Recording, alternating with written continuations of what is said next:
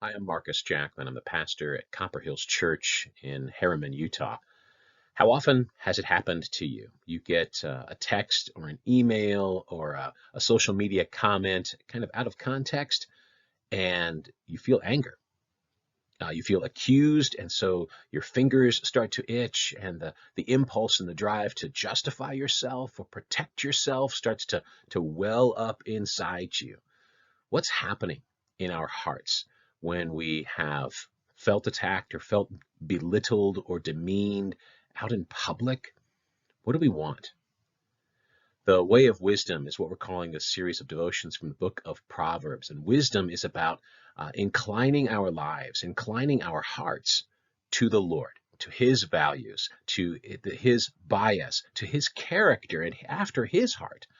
What it is to walk in wisdom is to walk in the ways of the Lord, not just in our outer obedience, but in our inner heart. And then that transforms our outer life. So what do we see in the book of Proverbs? Well, in Proverbs chapter 10, we've moved on from the first 9 or so chapters speaking about wisdom as a large concept, and we're now into those phrases that most of us think of more often when we think of the book of Proverbs, we think of little short two-line sayings that should tell us how to live, and that's true about Proverbs. But also we can see larger themes being worked out. And here in chapter 10, we see one of those larger themes about what's coming into us, what we're holding on to. So Proverbs 10, verses 8 to 14 says, "The wise of heart will receive commandments, but a babbling fool will come to ruin. Whoever walks in integrity walks securely, but he who makes his ways crooked will be found out. Whoever winks the eye causes trouble, and a babbling fool will come to ruin.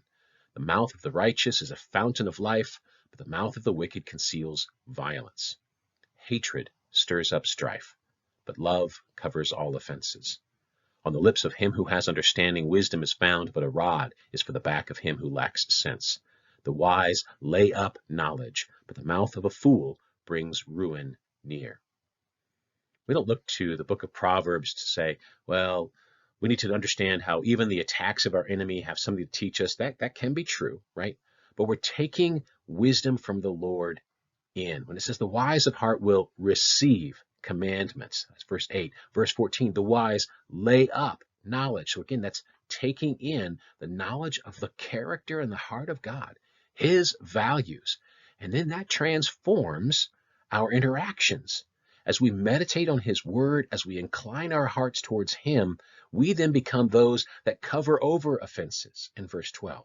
We don't stir up strife. We walk securely because our integrity, our hearts are opened before the Lord. The prior chapters have folly and wisdom crying out in the public square as a poetic expression, as if they were people, to incline our hearts to the Lord or to our flesh. So what is it? What is the evidence that our hearts are inclining themselves toward the Lord? Proverbs here in this passage says it ought to show up in some ways in our speech, and how we cover over offenses, how we receive the commandments and dwell upon them, and when we speak, that it's a fountain of life. Is that true of us?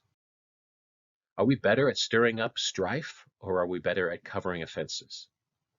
Honestly, you and me, which do we enjoy more? Which do we celebrate, and which do we respect in our culture? What do we value? What do we retweet?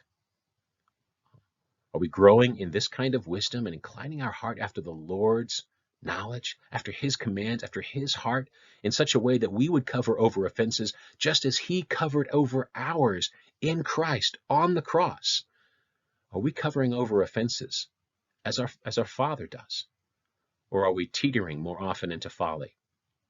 What would our fingers say? What would our social media accounts say? What would the quiet counsel of our hearts say that is more like us? What are we feeding our hearts? Are we laying up his commands?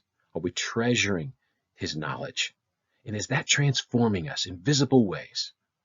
That's our call, to walk after him and to be transformed by the power of his word, by the power of his grace, to know that He has covered over our offenses, so we will not stir up anyone else's. We will seek to cover them as well.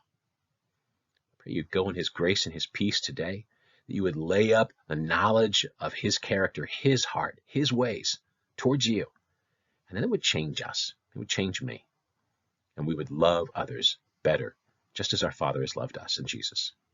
Bless you today.